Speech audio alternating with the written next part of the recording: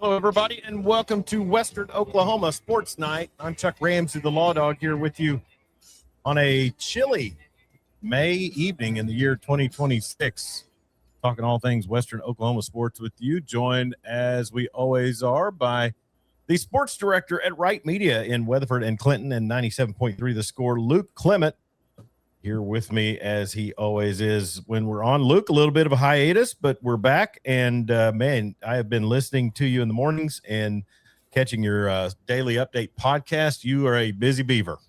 The past couple of weeks, it has been a very busy part of the sports season, everything coming to an end. And I'm glad you're giving it a listen. You might be the only one who's listening to those podcasts. Yeah, Apple Podcast, Spotify, things like that. I've tried to get traction with different ones like that, and I think in this day and time, you kind of have to be a Kelsey to be able to get any sort of real traction with your podcast. And but it's out there. I know that I just got it. I'm thinking Kelsey. What do you mean, huh? Yeah, Travis and Jason Kelsey. Yeah, and then I heard. Funny talking about podcasts, and really what yours is it's a way for people to keep up with your sportscast on a recorded measure. And I did that back when I was in your position, and I also preserved some special interviews. I saw you had a great one. You got the new coach of Corn Bible Academy, and then also 38 years worth of coaching baseball, all in Clinton, I guess. And Kelly Gaunt is retiring from. Is he retiring from teaching as well, or just coaching? I think he is done at Clinton Public Schools. I think he just retired. I think he's retired. Okay, well, congratulations to him, and it was a great interview. And he's a really good dude, and he was always helpful to me when I was in your position. I know he's been helpful to you, I'm sure. And that reminds me that the Western Oklahoma Baseball Coaches Association All-Star Game is just around the corner. I saw some announcements for that, and always a great time. And Eagle Field in Weatherford, winner of the Western Oklahoma Baseball Field of the Year. That's got to be a pretty consecutive honor that they've received. But it's a fun time. I've been there. We've never called it on the air, but I did do the public address announcing one time. They usually get Billy Shaw to do that, and that's right up his alley for that. But it's a good time, and it's a great all-star game. There's a bunch of talent out here to pick from. I can tell you that. They could probably have 2 or 3 or 4 nights of Western Oklahoma all-star baseball games. Oh, yeah. And then pretty soon we're going to have to reach out to Tyler Riggs and check in on the 101 Classic Bowl. That's going to be coming up real soon. And then also one that's keen to my eye, and it's because the 2 of the players involved are former neighbors of mine. But the Native American Sports Association, I believe, is having an all-star football game in El Reno in May or June. And Ty Littlebird and Warren Comet Siva, both of the Cheyenne Arapaho tribe, are going to participate in that. So a lot of great things coming up there. Those all-star and all-state games are fun. I know from personal memory, you get to play with your friends one last time, but then you also get to meet a lot of new guys and just make some really good memories. It's a lot of fun. Yeah, and I always like it's the WOBCA, Western Oklahoma Baseball Coaches Association. They've given me quite a few T-shirts as well. So, but always baseball is one of those things. You probably know this is. The interaction and the fellowship in the dugout is always top notch, and always you really have a chance to kind of get to know the guys you're playing with and stuff. So that'll be a lot of fun. Hey, you've been busy, but I got to kind of wonder. I saw on a website that there's an opening at Channel 9 in their sports department. I didn't know if you were going to buy yourself some dress clothes and throw your name in the hat for Chris Williams' old spot. I would need to go get a tie, some slacks, a jacket. I'm out a couple of things on that. It's interesting because I think it was on the Lost Ogle, and I've observed him as he's been in the market, and I've thought he's done a great job. But it's like I don't know that there's as much, what's the word I'm looking for? I don't want to say notoriety, but there may not be as much luxury and benefits to that job as there used to be, because I can remember, and it was 1994. Were you even born then? I wasn't even thought of. Okay. So Yeah. in 1994, I had been on the Oklahoma City Police Department for a couple of years, and I had gone to college at Oklahoma City University with a guy named Chris Harrison, whose last known, endeavor was he was the longtime host of ABC's The Bachelor. Well, Chris had gotten started in the mass communications department a year after I did, and I had written some articles for the campus newspapers for sports, and wanted to get into some broadcasting, but I wanted to be in radio. I wanted to be a DJ, and they opened up a sports broadcast where they did OCU basketball games on public access cable in Oklahoma City. And he jumped in on that, and that really got him started down the road he ended up. Well, he started out of college as a weekend sports guy with Channel 9. And I'm trying to think if it was Bill Tegan's back then, and Dean Blevins might have been with Channel 5 more back then. You're talking about the dude who hosts The Bachelor? Yeah, Chris Harrison. You went to school with him? Yeah. We lived in the same dorm my sophomore year. He was from Plano, played soccer at Oklahoma City University, and then went on to get into television. But I remember running into him. I was out on a call, or I was working a part-time job or something, and I was in uniform, and I run into him, and I hadn't seen him in a couple of years. And he's like, "Oh, you're on the police department." I was like, "Yeah, I work on the south side, blah, blah, blah." And I was like, "What are you doing?" He goes, "Well, I'm getting ready to go home and pack to fly to Syracuse, New York to cover OU football." So he went, I believe it was Syracuse in the Carrier Dome back in '94, and Channel 9 was sending him up there to cover OU football. And I was like, wow, what, man, I jumped out of the communications department too soon. But that was his course, and he did really well. He wasn't at Channel 9 very long. He ended up taking a job in California with a horse racing network, and that kind of catapulted him into being in the ballpark out there, so to speak. So, yeah. But he's got a resume. Yeah, and I don't know what Chris Williams' situation is with Channel 9, but apparently he's going to test the waters or do something else, because apparently they couldn't come to a contract agreement, and they probably need that guy, because Toby Rowland, their main sports guy, he's always gone with OU baseball or OU football or basketball. So a lot of work there. But anyway, so if you end up putting your name in the hat for that job, just be sure and list me as a reference. I'll give you a good reference. Definitely will. You'll be top of the list. In full disclosure, Luke's not job searching. We're not trying. Definitely not. No, but I do what you're saying about the lore of that job is not there. I don't feel like people don't sit around and wait for the news to come on to get their daily sports. Like, there's just so much other coverage that you can get that it's just not really needed anymore.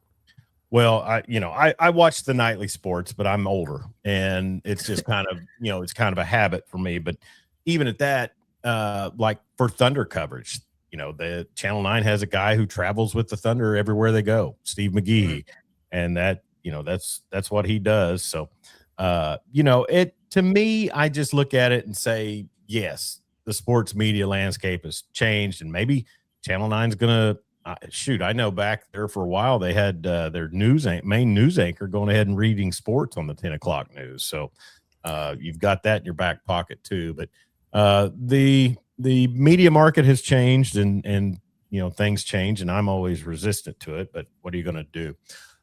Before we get into Western Oklahoma sports, did you get a chance to see the Oklahoma Standard documentary they did on ESPN? I did not. I saw a bunch of clips about it, or just highlights from whatever you want to say on social media and stuff, but I have not watched the full thing. Yeah. It came on last night at midnight, and I watched 30 minutes of it. And the first part was a lot of a lot of rehashing the whole bombing incident. I guess it's for people who watch ESPN and don't watch Nat Geo or things like that. But they were getting it, and it's just funny. And I've heard people say stuff that, you know, it's kind of helping Kevin Durant rehab his image a bit in Oklahoma City. And he did some interviews and talked about things. So, you know, I'm at the point now, and I know I'm not the biggest Thunder fan. I'm more of a Spurs fan, but I think, you know, I think if he and Westbrook wanted to sign some quick deals to finish out their career as Thunder players, I would think the franchise would be foolish not to do it. I think if they were in like the situation that the Washington Wizards are in, maybe where they're needing to sell some tickets, yeah, and you have some aging superstars that used to play for you, I think it might be a good idea to bring him in. But like Russell Westbrook, I don't think it would necessarily, as much as I love Russell Westbrook. I mean, I grew up, that was my guy. Yeah. But I don't think it would be a smart decision team-wise, roster-wise. He's not going to fit in. He's not going to have the minutes. We have Jaron McCain and Andrew Wiggins who are struggling and fighting for minutes. So you throw in Russell Westbrook, and it's well, and I would say like almost like, and I know that he can still play, but almost like a ceremonial type thing. You're not going to be getting in and contributing, but you know, if you want to retire as a Thunder player, which is where you started your career, you know, something of that nature. No, they're not going to be a benefit to the playing status right now of the Oklahoma City Thunder, but I don't know. It would be interesting, and it'll be interesting to see how whatever team Kevin Durant's on next season, how if his reaction from the fans changes any now that documentary's been out. I say it. I don't know if Kevin Durant will change how he carries himself anywhere he's at. It's probably all for naught. And I don't think, or I think one thing that Sam Presti could do to get the Oklahoma City fans to turn on him is bring back Kevin Durant. I don't think that's probably. I don't think the mass of Oklahoma City fans want him back. No, I would say you're probably right. So, all right. So, like we mentioned, so much sports going on in Western Oklahoma. I know that you on the daily are keeping up with a. Let's see. We're just getting into the whole, you know, situation of small school. You've got small school baseball tournaments coming up. You've got soccer playoffs. You've got golf wrapped up, both collegiately and on the high school level. And slow pitch is going on right now. Slow pitch gets started, and I guess Arapahoe Butler, are they playing right now? Yeah, all the small school slow pitch state championships are happening right now. Arapahoe Butler has punched their ticket. Leedy's playing for a title, and Cheyenne Raiden, I think, is losing in the semifinals. I checked right before we got on. Well, this right here on OSSAA shows that Caddo defeated Arapahoe Butler 21-20. In the championship, it just started at 7, I think.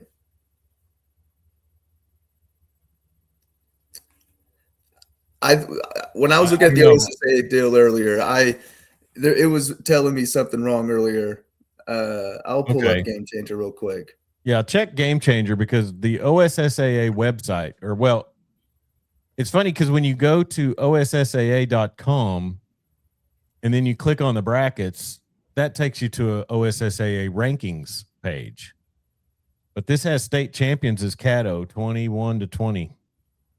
But like you said, it shows starting at 7 p.m. So I don't. Yeah, this Game Changer, Arapahoe's Game Changer hasn't started scoring the game yet. All right. Well, I reached out to Orsan Jabara and was going to try to get him on, but they are busy. It makes sense. They're busy at a watch party, he said, for the girls' slow pitch. So Leedy currently leads Asher in the Class B state championship 4-0. Okay. Going to the bottom of the third. All right. Well, slow pitch. It's great to see church leagues be able to go out and compete for a state title. Yeah. Anything I can play drunk with my dad. I don't know if it should be a high school sport, but we're doing it. But that's this. You say that, then you say that golf is the same conversation. So, well, I mean, good golf is a little different. Golf, you and I have been out at Riverside, and you know, whether whether or not there's spirits involved or not, the golf is not quite up to speed of a high school tournament. But yeah, I get what you're saying. But you know, we've had this conversation before. I know you have it on the regular when you do your sports on 95.5 The Coyote with John Matthews. He bashes slow pitch unabashedly.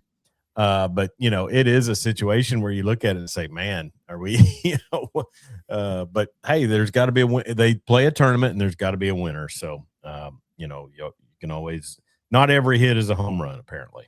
Right. The one thing I have heard coaches say that I could agree with, that I understand, is that the ball is hit so much harder in slow pitch. It's coming at you so much slower. So it helps the defense get ready for fast pitch softball. On the defensive side of things. Yeah. I've heard that argument too. You're going to you're definitely going to be testing your infielders. Your outfielders are going to get a lot of work. So yeah, I mean, if you're looking at it as batting practice for your defense, then sure, I can see that. That makes sense. You know, I know this. I think the first month or two that I did your job, took over after Logan Moser, they had a best of the West slow pitch tournament out at Raider Park at the softball. And there were a ton of teams, and Weatherford actually had a slow pitch team that year. I don't think they've had one since. If they have, it's just been one. But I know that they got out there and like you said, it was a lot of runs and a lot of offense, but also, you know, you can work on your defense or whatever. But I don't know. See the score? One more slow pitch thing. Did you see the score of the 6A state championship game last night featuring Mustang and Choctaw? No. Mustang beat Choctaw 36-3 in 3 innings. I just see that right now. Wow. 3 innings. 3 innings. And then in their regional tournament, they outscored opponents 89-0. Mustang did. Well, I see they beat UConn 13-1. They beat Southmore 16-4, and then, like you said, 36-3. And then Choctaw somewhat. Well, they had a bit of a they only won by 11 against Westmore, 25. Only 11. Only 11. Yeah, and you know, it's funny, and that's a concerted effort right there, Luke, by the big school programs to go ahead and have slow pitch. I mean, because it's funny because like 5A is like the schools that I normally would expect to be, you know, you got Washington and Fort Gibson and Lone Grove. I mean, those are traditionally 4A and 3A, but they move up a class for slow pitch. But so anyways, but tomorrow baseball gets started.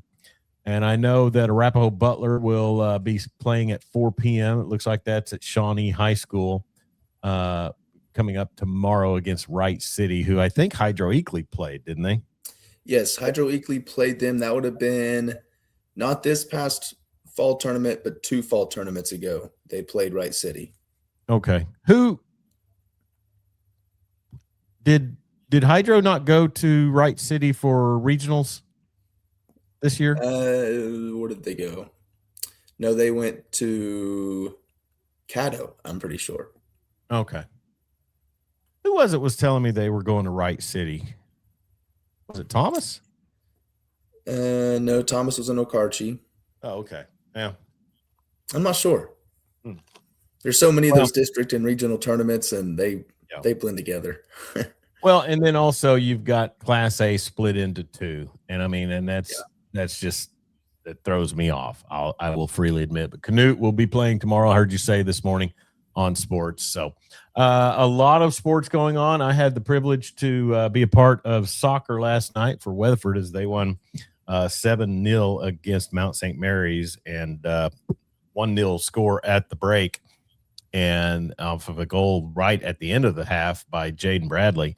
And then just they figured it out and started getting the scoring going. But they've got a great defense. They've got one of the best center backs in all of the state, and Marley Gregston. She's just a junior. Symphony Welsh, Ruby Wright are really good weapons up front. But the midfield is just really what carries it. And then what about Clinton Red Tornado soccer last night, pulling off 2 I guess you could say upset wins. I know Bethany was the #1 seed, and Clinton goes there and defeats them 1-0, and then the girls win in extra time at Chickasha, which I watched some Chickasha film because that was the only film I had of Mount St. Mary's, and they were a sound team. They played really structured soccer that I saw against Mount St. Mary's. So great job done by the Lady Reds, and so that's going to put them into so Clinton boys will, I guess they'll host Catoosa on Friday.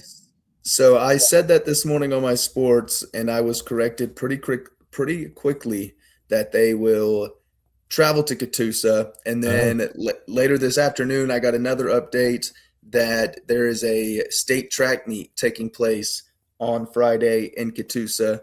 So that game will take place in Broken Arrow. Oh, okay.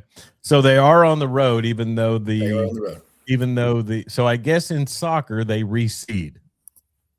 Because I doubt if Bethany had beaten Clinton, I doubt they would be on the road. Yeah, that you would think so. And on the bottom of the bracket, it says top teams are home teams. So that's what I was going off of when I was preparing my sports. Yeah. And why would they put that on there if it's not true throughout the whole bracket? So it wasn't a certain business owner in Clinton that corrected you, was it? No, sir. It was not. Oh, okay. No. I wondered if our friend Marty Wandry might have gotten in touch with you and let you know. But so anyways, the boys will take on Catoosa. The Weatherford girls are going to take on the Catoosa Lady Indians, a rematch from last year's, I believe, quarterfinals. And then also the Clinton Lady Reds, they've got a tough one now after getting the upset win over Chickasha. They'll take on Oklahoma Christian School, who's undefeated this season in play. So, and then if they win that and Weatherford beats Catoosa, we've got another Custer County derby ready to go in the semifinals if that were to happen. Wouldn't that be cool? Another, I think rivalry playoff games are so much better, as good and fun as rivalry regular season matchups are. I mean, it can only get better in the playoffs, right? I think you're right. And you know, I had a memory pop up on my Facebook feed yesterday, in fact, and it was from 3 seasons ago when senior midfielder Deja Givens was a freshman midfielder, and she scored the winner against the Clinton Reds in the playoffs, and it was a huge goal and a huge win, and that got them. They got to the semifinals that year, lost at Holland Hall. So 3 seasons ago, that was a great environment. You know, Clinton comes over to Loomis Field for that, and that was a lot of fun. And just, you know, soccer's really good in Western Oklahoma. It surprisingly is. When I moved out here 4 years ago, I would have never have guessed that the Clinton boys were currently on a three-peat. The Clinton girls were a regular in the state tournament. The Weatherford girls were the same thing. I mean, the Weatherford boys are always competitive. Yeah. And since I've been out here and working at the radio station, I've learned how important it is to people out here. And your management as well. That too, definitely. Yeah. And the owner's daughter is scores a couple of big goals last night.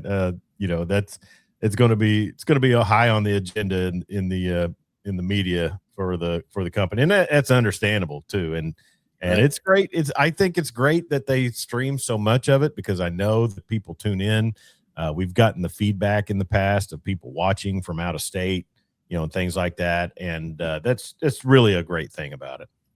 I really enjoy it too. And it's helped me learn a lot about the game. I still have never been to a soccer game. I hate to admit it, but I can tell you that I know a lot more about the game than I did 4 years ago when I first moved up here. And how about Shadow from Caddo stepping up and doing some play-by-play last night? I think I know who's going to be up unseating me as voice of the Weatherford Eagles. I call him Weatherford's favorite son, and I believe that. And apparently it would be an easy transition for him. He did amazing. He did really, really good, and his final call was great. I used it on the radio this morning and this evening, and today was our staff meeting at work, and he got not called out, I don't want to say, but they played his clip for everybody to hear. It was pretty cool. Outstanding. It was a great call, and he did an outstanding job. And those are great games to get to call when, you know, extra time and a winning goal. It's it really is exciting. So he did an outstanding job, and he does outstanding at everything he does. You can't complain about Chado from Caddo. But so anyway, Friday night, a lot of soccer on Wright Media. Red Tornado TV will have 2 games. Both Clinton teams will be on there. You can take your pick. And then on Weatherford Eagles TV at Wright Media, the Weatherford Lady Eagles will be playing the Catoosa Lady Indians. And so a lot of fun there. Luke, you follow you're a SWOSU graduate, and you follow a lot of SWOSU sports. You've done a lot of stuff with them. 2 things I want to mention is, I think, and this is complimentary of the sports information department, I think they've always had a pretty strong social media game. I think it's gotten a little better as of late because of some of the, I guess you could say, some of the athletes that they have brought in that kind of have social media presence as well. And then also just one little addition to their streaming broadcast, and that's Blake Perriman doing the play-by-play this season. I think that's huge that they have somebody doing, I don't know how long he's going to stick around for it or do that, but it had to have been great for you to have actual audio clips to pull from SWOSU softball and baseball home games. I loved it. It made it so much more fun, recapping their games. And I enjoy watching SWOSU baseball and softball. I enjoy watching college baseball and softball in general. So it was definitely a nice addition to their streams. And he did a really good job. You could tell he was prepared, and they had all the information there for him. And Blake did a really good job, no doubt. Yeah. Yeah. And just, it's got to make it better, like we said, for the people that tune in to streams. And we know that when you recruit kids from areas other than Western Oklahoma, they want to be able to watch their family members. So it works out great for that as well. But I noticed that it looks like to me, and let me pull up their page. But it looks like to me that Coach Brett Weiberg has got the recruiting mechanism rolling, and some pretty big signings that I'm seeing coming across their social media. I know he's got one coming from Weatherford. He's got Jackson Smith, and then he's got I saw one from Houston, Texas. He's a transfer from Blinn College. I'm not even going to try to remember the name. I think it's Nolan. Well, his Twitter page, let's see. There it was. Nolan Baradian.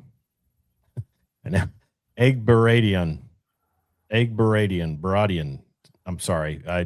We'll have to figure that out come season. Have to wait for Mike Smith to say it a couple times. Yeah, but he is 6'11", 235 pounds, a Blinn College transfer, 2 years of eligibility left.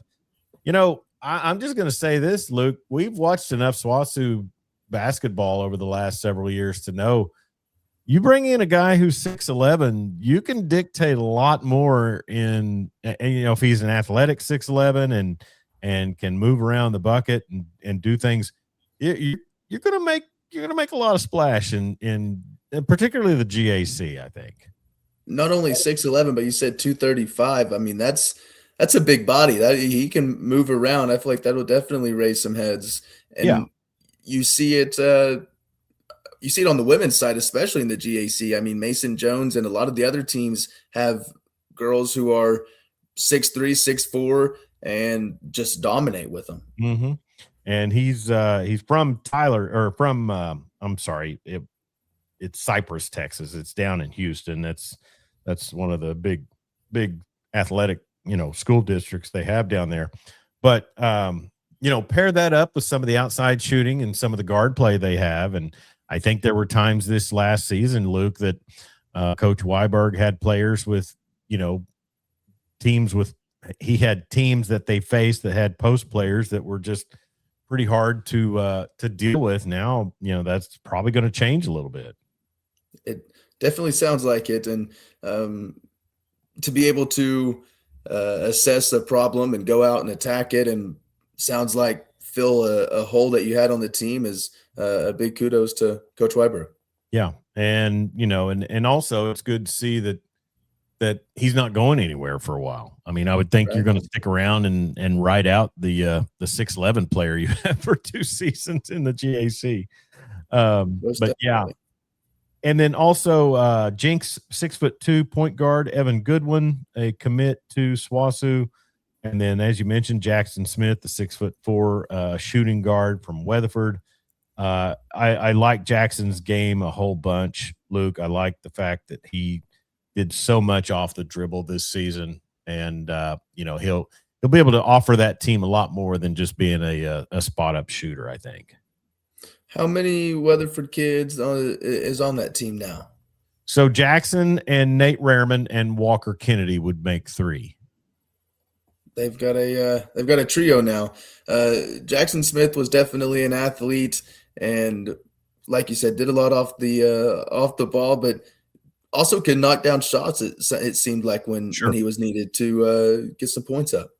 Yeah, the offense was going to run through him for Weatherford. He was going to be, a bit of the primary ball handler in the half court sets and things like that. But he really, I thought he had some games. I'm not trying to compare, I'm not trying to say he was this player, but he had some games where when he was comfortable and when he was in control, he had a little bit of SGA in him. He was able to dribble, find his spots, and hit some really great mid-range shots, and that's always a plus.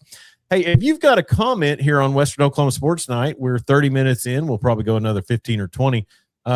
Leave us a comment here on the live stream. We want to hear from you, what you have to say, and anything that you may bring up that you want to talk about with regards to Western Oklahoma sports. I know Luke Clement, the sports director at Wright Media, can answer any question you may have about sports in Western Oklahoma. I'll try my best. I try my best to stay on top of things. Well, let me ask you this: in your duties with Wright Media, all it takes is a couple of losses here in the next, calendar week, and you could be out of actual sports scores to be reporting on. Have you been cultivating ideas for those pieces that you run in the summertime? I got a long list of interviews that I have made it a purpose or made it a point to try and track down that I will try to fulfill or fill this summertime with. I called my last games of the year last week with Thomas Baseball, and like you said, these tournaments get over with, golf next week, and there's really not going to be much to report on. We got SWASU Rodeo coming up this summer. Can't forget about those guys. But yeah, they'll be in the collegiate rodeo.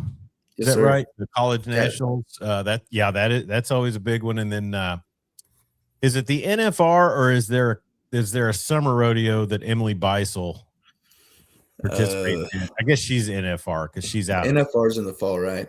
I think it's before Christmas. Yeah. I need to check up and see, but the kid from Arapahoe, Wasey Shala, is he out of college? Yeah, I don't think he went to school. I think he was just rodeoing. Yeah, I think he just turned pro as a 18-year-old. He was that good. Well, he was good for some for some stories, and then as I mentioned, there was a big rodeo in the summertime. Is it Cheyenne Stamp? Is it the Cheyenne Frontier Days? And that's kind of on my it's on your radar. I'm kind of thinking about making a trip to the Frontier Days this year. No kidding. Yeah. Is Wright Media going to handle your travel expenses? I sure wish. Are you going to tag a family trip along with it? I think it'll be a family trip along with trying to maybe get away for a couple of days and go see a concert in the rodeo. But yeah, it'd be a good time. That would be cool, and I'm sure you would do a great job up there. And then also you'll have your vacation to plan around, and then always busy times for Western Oklahoma sports. I tell you one thing that could make a difference, and I don't know, I guess in college, almost every team makes a regional, just about. But I haven't seen former Weatherford Eagle Harley Chisholm's name on any Seminole box scores or stories. I don't know if she was injured or what the case might be, but Marley Teasley at the University of Washington, former Weatherford Lady Eagles, she got her first home run last week, and then they got a series win against Ohio State. And then I think today they're in the Big Ten tournament, and they got a win over Minnesota. So things looking up for the Huskies up in Seattle, and this week wherever they're playing the Big Ten tournament. But always fun to see former players get out there and handle their business. Definitely. That clip of Marley Teasley hitting the home run was all over social media with all the Weatherford pages reposting it and whatnot. But you mentioned Harley Chisholm, and I have heard at the radio station that she suffered an injury this season and was rehabbing and getting ready for next year. Yeah, and that's going to be huge for her, and I know she'll be able to do a great job recovering, and then be able to contribute, I'm sure, to the Seminole program. But yeah, so softball's going on. I know 97.3 The Score has OU softball and baseball on the air. And then Marty Wandry checking in says, hopefully we have a Custer County conflict in soccer on Tuesday, Clinton versus Weatherford in the semis. That would be great. Weatherford got the 4-0 victory last time, but I'm sure you never want to bank on a regular season score holding up in the playoffs. It can always change for sure. But I just think this Weatherford team, Luke, is definitely one of the 3 or 4 teams that can win the state title. I mean, they dominate so much in the midfield, and I know Clinton has a lot of weapons at their disposal on the girls' side. That's not lost on me. But this Weatherford Lady Eagles team, I mean, they do things with the ball in their possession and their athleticism that it just really is stunning. The Weatherford girls team seems pretty salty. Like I said earlier, not the biggest soccer knower, but the one thing I noticed from watching the game last night was just how much they controlled the ball and kept it on their end of the field. And Mount St. Mary's did not have very many opportunities to score. And I've always said defense wins championships, and it seems like Weatherford is living by it. Soccer is one of those games that you truly are your midfield, how they work, to play defense, in a situation really can win you games, and it'll be interesting. But yeah, we'd love to have Clinton be in the semifinals and come to Loomis Field and have a Custer County derby once again, and that would be a lot of fun. So, but right now, I know that Coach Lopez is scouting the Catoosa Lady Indians. They got a 1-0 victory over Victory Christian, and then up on the top side, you've got defending champion Bethany Lady Broncos. They'll play Holland Hall, which Holland Hall always has talent and some skilled players, but Bethany, the defending state champion, they've got that Regier girl who's 6'2", and I think their coach told me at the beginning of the season, probably. Do what now? Get up and down the field pretty quick, I imagine. She's probably really great in the box, because if there's a ball that's a little high, who's going to go get it. Their coach told me that she scored 53 goals last season, and that was when Weatherford played them at the beginning of this season and defeated them 2-0. But girls were still in, they had several girls still in basketball, and Weatherford had Deja Gibbons still in basketball. But she's 6'2". I can only imagine that the case is chip it into the box, see if she can get ahead on it, and not a lot of really long goalkeepers in girls soccer. You see some of the girls that are a little bit lower to the ground, and so we'll see how that works out. But Bethany, a very tough squad. But it'll be interesting as we go along. And then also, you mentioned rodeo. We talked about softball. Golf just finished up, I guess, and how about those Cordell Blue Devil girls golf squad? A total domination by the Cordell Lady Blue Devils. They beat second place Turner by 31 strokes to be exact, and have 10 golfers finish in the top 10. Yeah. Cool about that, 2 of them are sisters. A sister pair finished second and third. Which ones are those? Cool. Those the Brunker sisters, McKinley and Miley were their names. Well, there's a SWASU commit on there too, Brown. Birdie Brown, and she finished seventh. So they dominated. Definitely. And her brother is Heston Brown. And they had Go ahead. You say it. Go ahead. Well, I know that he SWASU golfed, and she had a sister who was on the SWASU golf team, right? Yeah. So the Brown family has really done a big time job with Cordell Golf. Heston's in Sayre now. He's out there a lot. I golfed with him last year on the Wright media squad for the Weatherford Hall of Fame athletics scramble, and it's stunning to play with somebody that good. I mean, and he would tell you, well, I'm out of practice. I'm not like what I was in college, but he's an amazing golfer, and it just goes to show you, even golfers at the D2 level are just so much more skilled and talented than your duffers like me and you. Right. I know. But, go ahead. When I go to the range here in Weatherford, it's a pretty common sighting to see a Weatherford or a SWASU golfer out there at the range as well. Yeah. And I'll catch myself just watching, staring, trying to pick up on something. I don't know what I'm trying to pick up on, but I'm watching. They could probably make some side hustle money if they give some people like us some tips. 100%. But yeah, Heston Brown, he works for Helios Injection Systems, I believe, and that's right. He's a friend of Wright Media, and I accused Heston Wright of having him on an NIL deal to make sure Wright Media finishes pretty high in these scrambles. So, right. But he's not going to get that with you and I. So he needs to keep me off the team. Well, and talking about Cordell, that Turner squad, they're right down there. I forget what the name of that course is, but they're right outside Marietta, I think, or right outside of Wilson. Is that up east, like Sri Lanka or somewhere up there? It's like south of Ardmore. Oh, Turner. Dornick Hills. That's where the 4A championship was. Dornick Hills Country Club. No, it's Eagle something. I've played about 4 or 5 golf courses, so I'm not too sure. I'll look that up. But so anyways, Turner has dominated in recent years in girls golf. I mean, they're right there on a golf course. They've got a great program, and I think they won the last state title maybe a couple of times. But anyways, that is pretty amazing for Cordell. I mean, you talk about an athletic department that needs a boost, some good news somewhere, and that's great.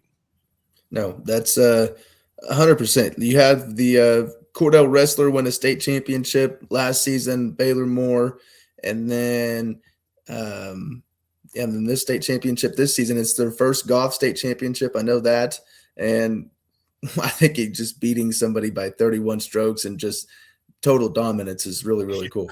Yeah, it goes a long ways for sure. And I'm trying to find the golf course that is down there. It's in Love County, I believe. And the Turner School District is right there. Not having any luck. So anyways, but yeah. And,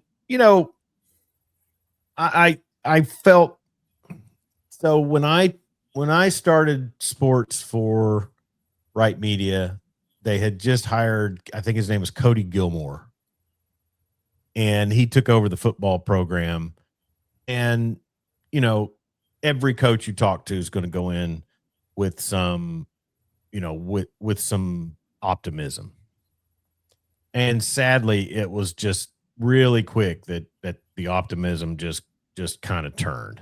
And I think he knew, he knew that it was going to be a really tough pool. And then, but I tell you, just for them to have a wrestler, and I didn't pay attention too close to see how their soccer teams did, but they play in some tough districts in Class 3A. I don't think they made the playoffs. I looked for them in the playoffs. I don't think they made it. No, I don't think so. But anyways, hats off to Cordell Golf at girls golf, because that's a very very good timed championship for that athletic program. It really is. And especially with it's a good thing with the football team going down to 8-man, but not necessarily something you want to do. So, like you're saying, definitely a good time, and just a win is always it's always nice to win. Oh, for always sure. Nice to have the trophy case.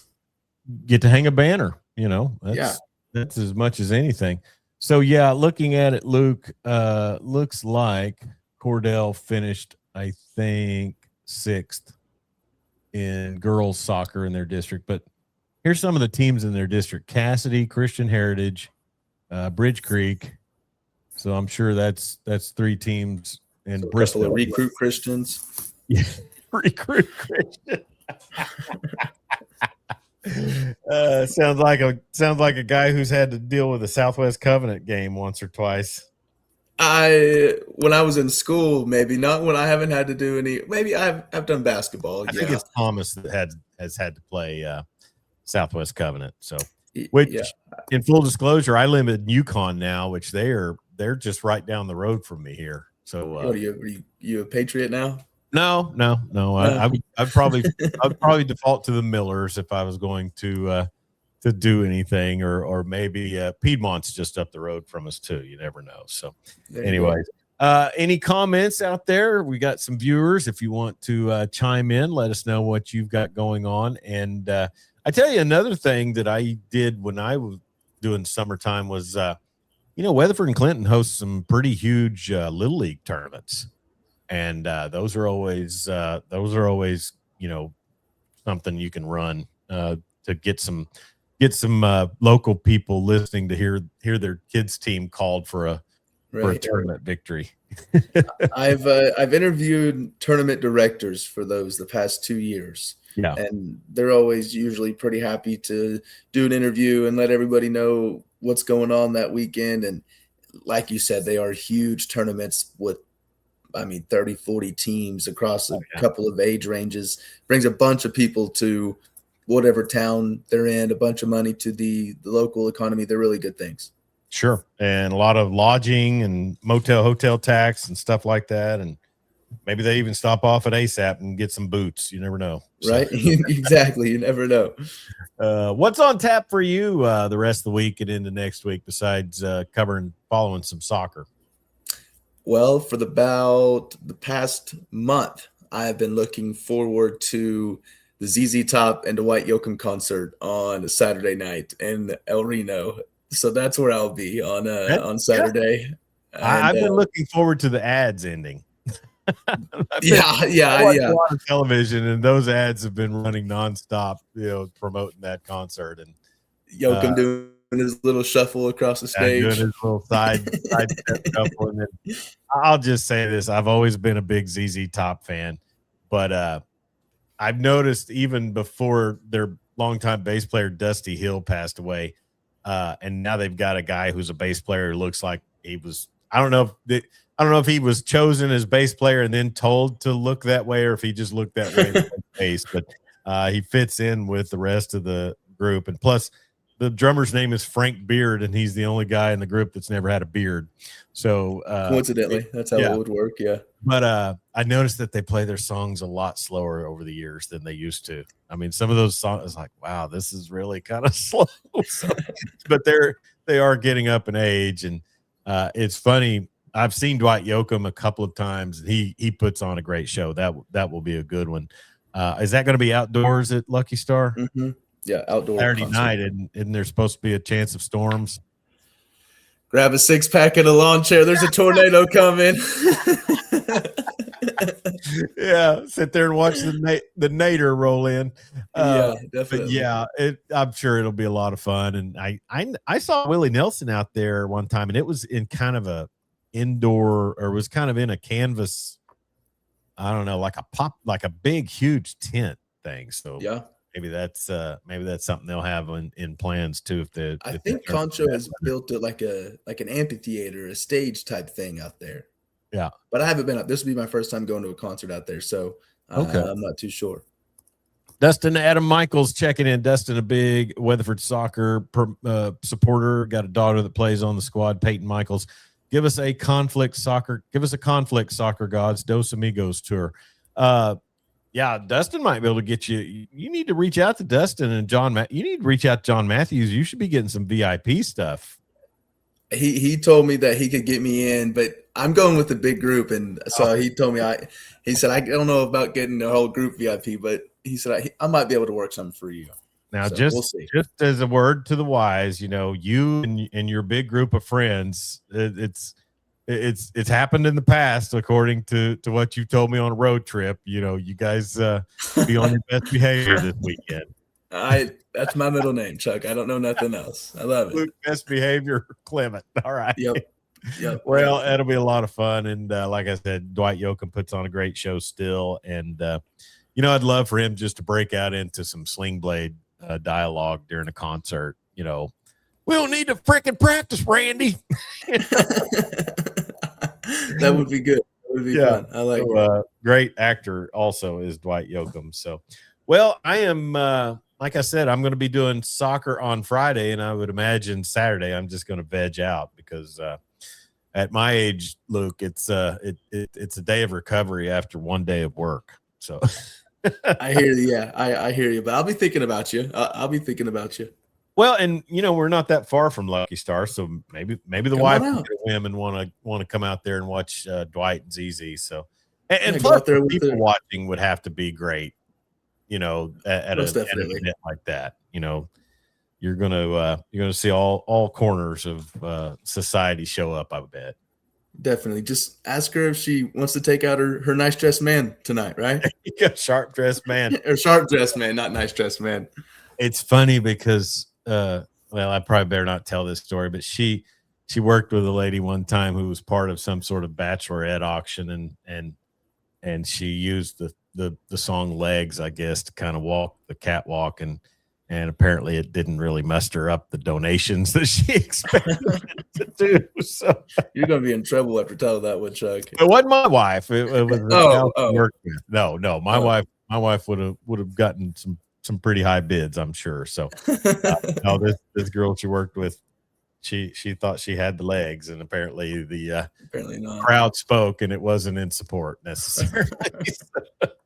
But yeah, ZZ Top, some great tracks by them over the years, and I'll say this, and I made a policy that I would not buy tickets for any act that was 70 or over unless they were like on the fly that night and they were already in town, and it was going to go off, because we bought some tickets to a classic artist one time, and all of a sudden she caught COVID or something like that, and never rescheduled. And it's like, well, the tickets were a gift to my wife for her birthday. So, then yours truly had to get a refund and go out and reshop for a birthday gift. So me and concerts of classic artists have not worked out the best at times. I will say that this ticket is also a gift for me, or I did not purchase this ticket. So if Dwight, gets sick or something, I'm going to be upset, but I'm not losing any money or anything. He's a trooper. I heard when I saw him at Riverwind in Norman, and I was told that he was pretty miffed at the Norman Police Department for not giving him a motorcade from his hotel to the casino. It's like, well, it's not 86, pal. You're playing a casino. Think about it. Yeah, you're at Riverwind. That's pretty good. That's funny. All right. Well, listen, let's plan on getting out of here. And Marty Wandry checking in said, I saw Def Leppard in Vegas in February. It was great. Hey, Marty, you know what has 9 arms and sucks? Def Leppard. I probably shouldn't have said that over the air, but being with their one-armed drummer. But anyway, so did you get that joke? No, not at all. I did not. So their drummer back in the 80s had an accident and he lost an arm. Okay. So he figured out a system where he could drum. He could actually perform the drums using feet and one arm. So there's 5 guys in the band. So there's 9 arms. I gotcha. It's an old joke. What has 9 arms and sucks? And you say Def Leppard. Yeah, I like it. Now, Marty's a big classic rock fan. I think he would see Journey here a while back. I'll say this. That'd be a fun one. Yeah, except I don't want to watch that Filipino dude that's the karaoke guy that they picked. I want Right. I want Steve Perry. If I go see REO, I want to see Kevin Cronin. I will not spend money on a classic rock concert that has some new lead singer. Yeah, I Because can get behind that. you can get drummers, you can get bass players, you can get guitar players, you can get piano players, keyboard players, but the classic hits that you recognize the voice. And I'll say this, let's see, Marty is giving me so I didn't make Marty mad. That's good. And yeah, it wasn't Steve Perry at the Journey concert, but I'll hear these ads, Luke, for classic rock bands playing at a casino, and one particular is Kansas. And if you've ever been cornered by Todd Bruner there in your office, he can talk Kansas a lot, and I can too. But they've got one guitar player from the original band, and he never sang. So they call themselves Kansas with all these different members, and it's like, oh, come on, guys, you're not really Kansas. I mean, that's just kind of how I look at it. But that's the great thing about ZZ Top and Dwight Yoakam. They're without Billy Gibbons, the lead singer and lead guitarist, you're not going to have ZZ Top, I guarantee you. He's a pretty iconic or singular voice. Recognizable, I should say. So yeah, it definitely would not be the same. Have you ever seen the pictures of them from like their high school days or their early days as a band when they didn't have beards? I haven't. No. Google search that tonight and get back with me, because you'll be pretty stunned. It would have been the late 60s, early 70s, but they look pretty nuts without the beard and the deals. And I'll tell you what, you talk about some guys that ushered in the big time relevancy of MTV. I mean, those videos they made back in the 80s, those were huge, and that was a big deal for teenage boys like me back in the 80s, seeing skanky women driving around a 38 coupe. So anyway, we better get out of here. I've probably overstepped a lot of the tripwire tonight. So what rating do we have to stay at? Yeah, I can hear me getting yelled at now.